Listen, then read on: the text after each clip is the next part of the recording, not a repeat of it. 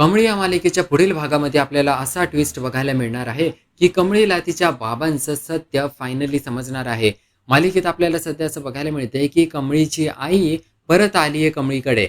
पण प्रॉब्लेम असा झालाय, की कमळीच्या आईने तिची स्मृती गमावली आहे आणि या सगळ्यामध्ये जेव्हा कमळी त्या आईला डॉक्टरांकडे चेकअप करायला नेते, तेव्हा डॉक्टर असं सांगतात, की तुमच्या आईने स्मृती गमावली आहे त्यांची.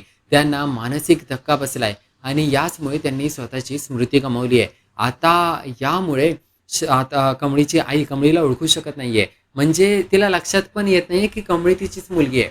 आता कमळी काय करते, ती असा विचार करते. आपण तिला असा काहीतरी प्रश्न विचारूया, ज्यातून आपल्याला यामधून काहीतरी मार्ग काढता येईल. कमळी अनेक प्रश्न विचारण्याचा प्रयत्न करते आणि त्यातून ती असा एक प्रश्न विचारते आणि तो प्रश्न म्हणजे, की कमळीचा बाप कोण आहे ते? आता कमळी जेव्हा हा प्रश्न विचारते, तेव्हा कमळीची आई तो प्रश्न त्या प्रश्नाचं उत्तर आठवण्याचा प्रयत्न करते, की कोण आहे बाप? आणि मालिकेच्या पुढच्या भागातच आपल्याला बघायला मिळणार आहे कशा पद्धतीने कमळीची आई त्या प्रश्नाचं उत्तर देतीये. दुसरीकडे आपल्याला असं देखील बघायला मिळणार आहे, की कामिनी तुम्हाला माहितीच आहे, की कामिनीला अन्नपूर्णा आजीने घराबाहेर हकललं होतं. कारण इन्स्पेक्टर साहेबांनी असं सांगितलेलं, कामिनीनेच आजोबांना घराबाहेर नेलं होतं त्या व्हीलचेअरवरती आणि याच कारणामुळे त्या आजोबांचा ॲक्सिडेंट झाला. त्यामुळे आता अन्नपूर्णा आजीने कामिनीला घराबाहेर हाकललेलं असतं. तर मालिकेत पुढे आपल्याला असं बघायला मिळतं, की कामिनी पोलिसांना अन्नपूर्णा आजीकडे घेऊन येते. अन्नपूर्णा आजी आणि राजन म्हणतात, "तू का आली इकडे?" मग कामिनी बोलते, की "मी तुम्हाला बोलले होते, की मी परत येणार." आणि अन्नपूर्णा आजीने एवढंच सांगितलं होतं कामिनीला, "तू फक्त पुरावा घेऊन ये, की तू निर्दोष आहे. तू आजोबांचा ॲक्सिडेंट नाही घडवून आणलाय. मग मी तुला घरी घेईल." असं अन्नपूर्णा आजीने कामिनीला बोललेलं असतं. कामिनी काय करते, ती त्यांच्या नोकराला आणते. त्या नोकराला पैसे देते आणि सांगते, की "तू स्वतःला पोलिसांच्या हवाली करून टाकायचं." असं सांगायचं, की तूच तो ॲक्सिडेंट घडवून आणलाय. स्वतःला त्या पोलिसांच्या हवाली करायचं आणि त्यानंतर मग मी नाहीतर त्याला काहीतरी धमकी वगैरे दिली असती.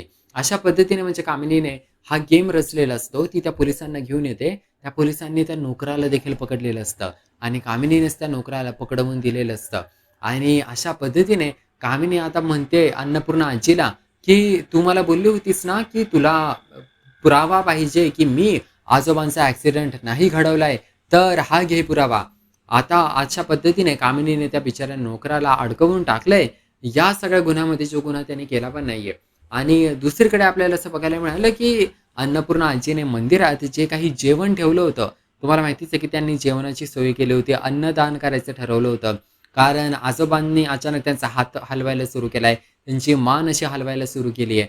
त्यामुळे अन्नपूर्णा आजीने देवाचे आशीर्वाद आभार मानायला त्यांच्या साईबाबांच्या मंदिरात अन्नदान ठेवलेलं असतं. तिकडे कमळी सगळ्यांना अन्न वाहत असते, अन्न देत असते आणि त्यावेळेस होतं काय, कमळीचीच आई सरोज तिकडे आलेली असते. आता सरोजला ती कमळी आठवत नसते. ती आपली तिकडे आली आहे कारण फ्रीचं जेवण मिळतंय त्यामुळे. पण जेव्हा कमळी तिला पाहते, तेव्हा तिला मोठा धक्का बसतो. ती आईच्या जवळ जाण्यासाठी आई अशी मोठी हाक मारते आणि तिला मिठी मारायला जाते. पण तिची आई कमळीला मिठी मारतच नाही. ती म्हणते, "उलट मला पकडू नको, मला टच करू नकोस तू. तू कोण आहे मी तुला ओळखत नाही." आणि कमळी बोलते, "अहो मी तुमची मुलगी आहे, मी कमळी आहे." तर ती आई बोलते, "नाही, नाही, तू माझी मुलगी कमळी नाहीये. माझी मुलगी कमळी माझ्या गावाला राहते आणि मला पटकन गावाला गेलं पाहिजे. ती लहान आहे, ती लहान पोरगी आहे, ती तुझ्या एवढी मोठी नाहीये." तर त्यावेळेस कमळीच्या आता लक्षात आलंय, कमळीने डॉक्टरांसोबत देखील त्या गोष्टीचं चेकअप करून घेतलंय.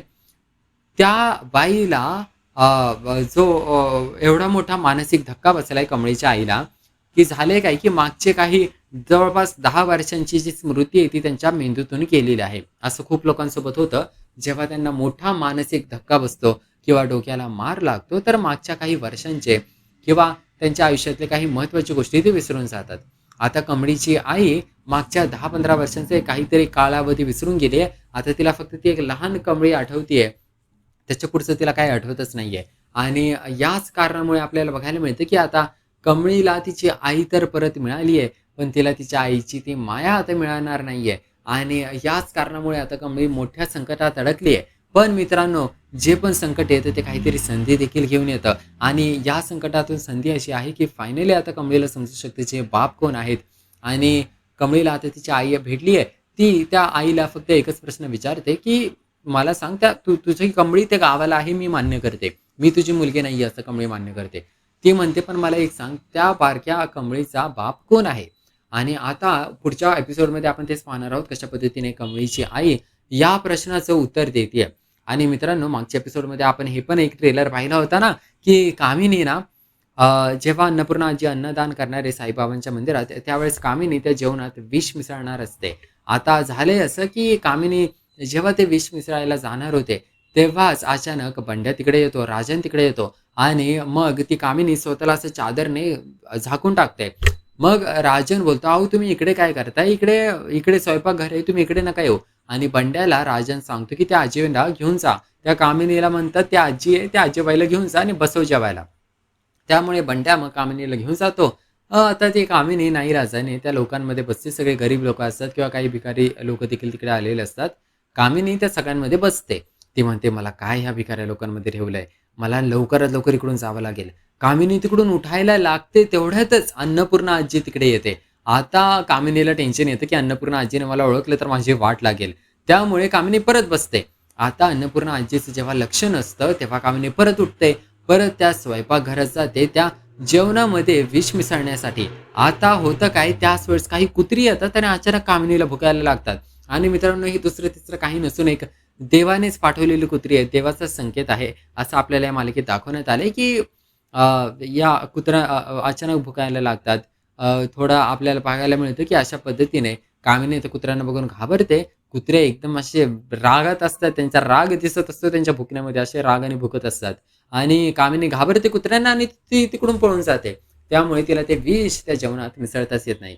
अशा पद्धतीने आपल्याला बघायला मिळालं मित्रांनो, की कामिनीचा हा प्लॅन फेल झालेला आहे.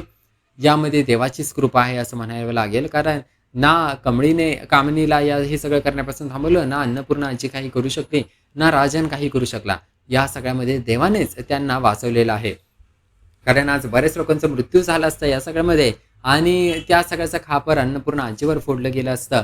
त्यांना जेल झाली असती, की त्यांनी फूड पॉइझनिंग केलं, एवढ्या लोकांचा जीव घेतला, एवढ्या लोकांनी त्यांचा जीव गमावला त्यामुळे. तर मित्रांनो, दुसरीकडे आपल्याला मालिकेत हे देखील बघायला मिळालंय, की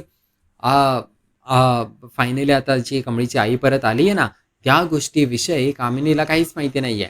आता त्याच कारणामुळे आपल्याला फक्त थोड्या दिवसांची वाट बघायची आहे, की कधी कमळीची आई नीट होईल, कधी ती त्या मानसिक धक्क्यातून सावरेल आणि एकदा ती नीट झाली, त्यांची स्मृती हळू परत यायला लागली, तर त्यानंतर मग कामिनीचा खेळ संपलाच. आणि जरी कमळीला आता एवढी जरी गोष्ट समजली, की तिचे बाप दुसरे कोणी नसून राजन आहेत, तर मित्रांनो आपल्याला असा देखील ट्विस्ट बघायला मिळू शकतो, ज्यामध्ये कमळीची फॅमिली, कमळी परत अन्नपूर्णा आजीला भेटू शकते, त्यांच्या घरी जाऊ शकते, त्यांची नात बनून, त्यांची मोठी नात बनून आणि राजन देखील त्याच्या पहिल्या बायकोला स्वीकारू शकतो. फक्त आता प्रॉब्लेम एवढा आहे, की त्या बायकोलाच काय आठवत नाहीये. आता तिला राजन तरी आठवतं का हे बघणं खूप इंटरेस्टिंग ठरणार आहे. तर ज्या सगळ्या या गोष्टी मालिकेत घडतायत, या सगळ्यावर तुमचं काय मत आहे नक्की मला कमेंट करून सांगा. मला फक्त ही गोष्ट छान वाटते, की मालिका ना अशी बोरिंग नाहीये. मालिकेत जे काही घडतंय ते ॲटलीस्ट मालिका पुढे तरी चालली आहे, पटपट पुढे चालली आहे. बऱ्याच मालिका अशा असतात, की त्या अडकून बसतात. म्हणजे नाही का ऋषी एकदा कमळीच्या गावाला गेला होता आणि तो कमळीला मनवत होता मुंबईला परत आणण्यासाठी. किती दिवस आपण तेच एपिसोड बघत होतो, की ऋषी फक्त कमळीला मनवण्याचा प्रयत्न करतोय. नवीन काही होतच नव्हतं मालिकेत. पण फायनली नवीन गोष्टी घडायला लागल्यात. मालिका पुढे तरी चालली आहे. त्यामुळे जरा बघायला मज्जा येते. या सगळ्यावर तुमचे काय मत आहे नक्की मला कमेंट करून सांगा या व्हिडिओखाली. मी तुमचा मन्या भाऊ तुमच्यासाठी असेच मालिकांचे रेग्युलर अपडेट्स घेऊन येत असतो. त्यासाठी आपल्या YouTube चॅनलला लगेच सबस्क्राईब करा. आपण भेटूया या मालिकेच्या पुढील भागात. पाहूया मालिकेत नवनवीन अजून काय घडतंय ते.